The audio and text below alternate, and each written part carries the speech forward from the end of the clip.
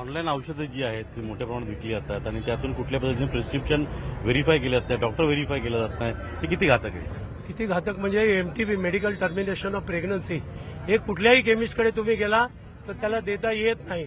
त्याचप्रमाणे तुम्ही दुसरा विचार लक्षात घ्या की डायझापाम वगैरेची सारखी औषधं आहेत, आम्हाला रेकॉर्ड ठेवावं लागतो. कोडिन सारखं कप सिरप आहे, त्याचा रेकॉर्ड ठेवावा लागतो. प्रिस्क्रिप्शन ठेवा, कोणाला दिली, किती क्वांटिटी दिली, तुमच्या दुकानात स्टॉक किती आहे, सगळं रेकॉर्ड मागतात. आणि हे ऑनलाईनवाले किती औषधं देतात, कुठलाही काय क्वालिफिकेशन बघत नाही, जसं आप्पासाहेबांनी सांगितलं. त्यामुळे घोर अन्याय तरुण पिढीवर होतोय. तो तरुण बंद पिढी करणे मोठ्या मोठा प्रमाणात एकच आहे. औषधं जी आहे ती ऑनलाईन खरेदी करते आणि त्यातून कुठेतरी औषधं ही शरीरासाठी न घेता नशेसाठी वापरली जातात. हा देखील एक मोठा प्रश्न काय आहे. आहे की आमच्या व्यवसायामध्ये जे नार्कोटिक औषध आहेत ही शेड्यूल एक्स मध्ये येते आणि आता सांगितल्याप्रमाणे डॉक्टरच्या प्रिस्क्रिप्शन शिवाय ती देता येत नाही. त्याचा सेल आणि विक्री रिपोर्ट आम्हाला द्यावा लागतो. आज आपण बघितलं तर ब्लिंकिटच्या माध्यमातून आमच्या तरुण मुलांना ही सगळी नार्कोटिक नशेची औषधं त्यांच्या हातात मिळतात.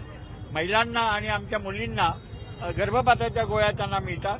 कुठेतरी अशा प्रकारे आमची तरुण पिढी नागवली जाते, नाचवली जाते आणि ह्या औषधीचे दुष्परिणाम या सर्व लोकांवर होतात. त्यांना जे काही अँटीमायक्रोबियल डिसीज म्हणतात किंवा त्याच्यात जी काही व्यंग येतात, नुकसान होतं, ते फार मोठं आहे. आणि सर्वसामान्य माणसाला औषधाची माहिती नाही, आरोग्याची माहिती नाही, ते आम्ही ह्या आंदोलनातून त्याला देतोय. आणि जनतेला आम्ही आवाहन करतोय की आता याच्या पुढे कुठलीही ऑनलाईन औषधं मागू नका, जी तुमच्या शरीराला घातक आहेत, तुमच्या अवयवाला घातक आहेत आणि ते त्याच्यामुळे फार मोठं तुमचं नुकसान होणार आहे. ही आम्ही जाहीर विनंती करतो. मनोजजी, रस्त्यावरती आंदोलन केलं जातं, दुकान बंद केली गेलेली आहेत, पण हा आवाज सभागृहात देखील उठला पाहिजे. कशा रीतीने सभागृहात हा आवाज उठेल? सर्वात प्रथम म्हणजे जेव्हा काल कार्यालयात येऊन आमचे विलास जोशी साहेब जे ठाण्याचे अध्यक्ष आहेत त्यांनी मला हे पत्र दिलं.